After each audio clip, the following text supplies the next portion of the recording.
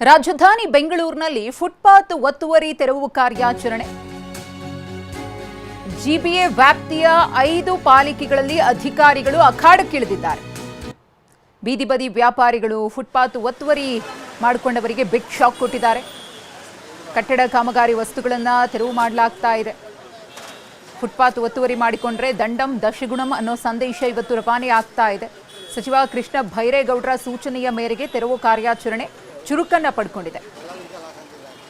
ಫುಟ್ಪಾತ್ನಲ್ಲಿ ಯಾರ್ಯಾರು ವ್ಯಾಪಾರವನ್ನ ಮಾಡ್ತಾ ಇದ್ರು ಅವರೆಲ್ಲರಿಗೂ ಕೂಡ ಶಾಕ್.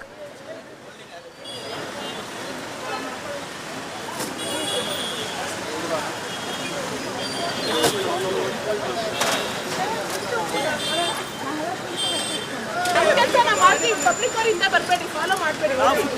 ಅಲ್ಲ ಫುಟ್ ನಮ್ಮಿಂದಾನೇ ಬರ್ತಿದ್ದೀರಾ, ಹೋಗಿ ಪಬ್ಲಿಕ್ ನ್ಯೂಸೆನ್ಸ್ ನಮಗೆ ಹೋಗಿ.